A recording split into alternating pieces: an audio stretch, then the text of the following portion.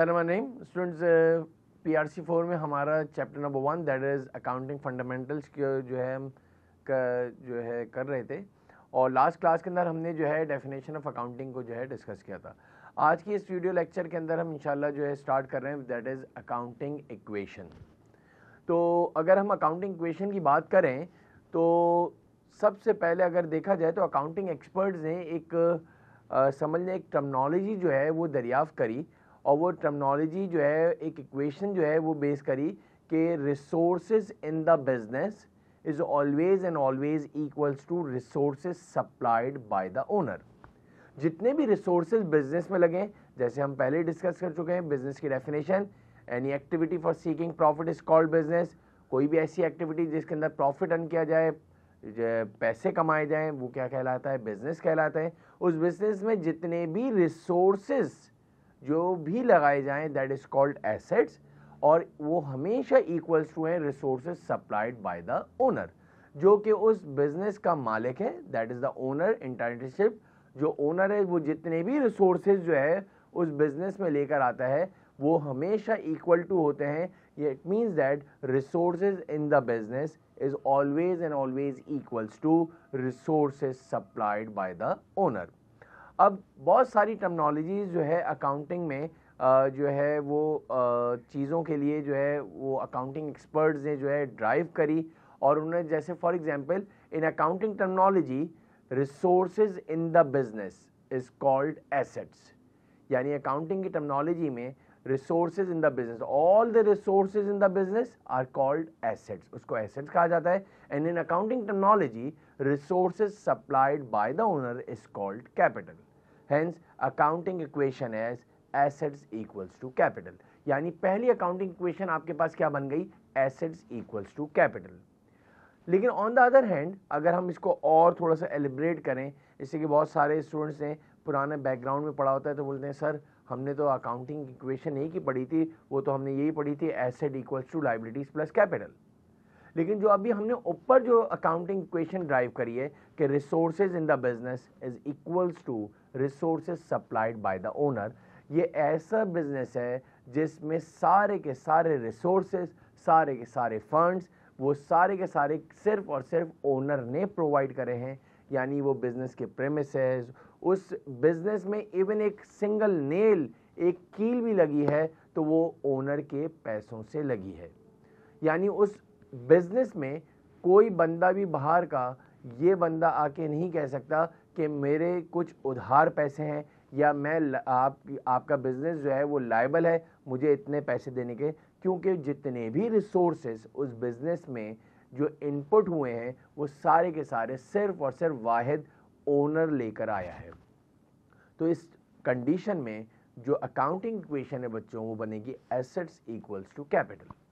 लेकिन जैसे आपको पता है on the other hand if resources in the business is supplied in two ways. अब जो बिजनेस में रिसोर्सेज जो है बच्चों जो लगे हैं वो दो डिफरेंट एस्पेक्ट से आए हैं। Resources supplied by other people plus resources supplied bye owner. इसका मतलब ये हुआ कि अब जो बिजनेस में जितने भी रिसोर्सेज बच्चों जो लगे हैं वो दो डिफरेंट एस्पेक्ट से आए हैं। Resources supplied by other people plus resources supplied by the owner. तो अब जो अकाउंटिंग इक्वेशन बनी है इसका मतलब ये हुआ resources in the business is always equal to resources supplied by other people plus resources supplied by the owner. और आपको जैसे कि हमने ऊपर जो है पहले ये ड्राइव करा था कि इन accounting terminology resources in the business is called asset, in accounting terminology resources supplied by the owner is called capital. Now in accounting terminology resources supplied bye other people is called liabilities. Hence accounting equation is assets equals to liabilities plus capital।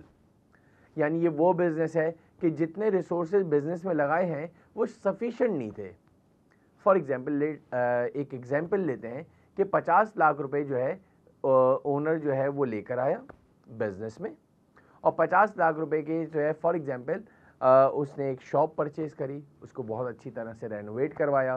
अब वो जो उसने जो आपके पास shop जो ख़रीदी है उसको जो रेनोवेट करवाया, उसके अंदर वो 50 लाख रुपए खर्च हो गए। अब मसला ये है कि सारी क्या सारी शॉप जो है, फॉर एग्जांपल गारमेंट्स की जो है कोई शॉप खोली है, अब वो क्या है, पूरी दुकान तैयार है, एसी लगा दिया है, वाइट वॉश करवा दिया, वो आपने जो है शॉप किसी मॉल में जो है परचेज भी कर ली है, लेकिन मसला क्या है कि फ़ंड जो है वो सारे ख़त्म हो गए। अब मसला ये है कि अगर वो बिज़नेस को स्टार्ट करना है, डेफिनेटली उसके अंदर गुड्स आएंगे, उसके अंदर चीज़ें आएंगी, तो फिर हम जो है उसको बेच सकेंगे। अब वो चीज़ें लाने के लिए, गुड्स लाने के लिए, वो जो गारमेंट्स लाने के लिए आपको पैसों की ज़रूरत है। अगर आपको आगे फर्दर प्रोसीड करना है तो आपको पैसों की ज़रूरत है, और अगर पीछे जाते हो तो वो जितने पैसे लगे हैं वो भी सारे ख़त्म हो जाएंगे। तो ना चाहते हुए भी आपको किसी ना किसी बंदे से, किसी इंस्टीट्यूशन से, किसी बैंक से, किसी दोस्त यार से, किसी रिश्तेदार से आपको कुछ पैसे बोरो करने पड़ेंगे, और वो पैसे आप बोरो करेंगे, और उसके अंदर क्या है, आपकी ये बिजनेस के लिए लायबिलिटी है विच यू हैव टू पे बैक आफ्टर सम टाइम, यानी आपको वो पैसे कुछ दिनों बाद वापस करने हैं। अब जो अकाउंटिंग के इस सिनेरियो के अंदर जो अकाउंटिंग इक्वेशन बनेगी बच्चों, वो बनेगी assets equals to liabilities plus capital. तो ये होपफुली आपको अल्हम्दुलिल्लाह अच्छी तरह समझ में आ गया होगा। अगर किसी बिजनेस में कोई भी लायबिलिटी नहीं है, सारे के सारे रिसोर्सेज सिर्फ ओनर ने पेश करे हैं, ओनर की तरफ से आए हैं, तो फिर वो एसेट इक्वल्स टू कैपिटल हो गया। लेकिन अगर रिसोर्सेज वो दो डिफरेंट एस्पेक्ट से आए हैं, यानी कि ओनर ने भी दिए हैं और वो कम थे, सफिशिएंट नहीं थे बिजनेस के लिए, तो आपने किसी और से भी बोरो करे हैं, तो then accounting equation is asset equals to liabilities plus capital.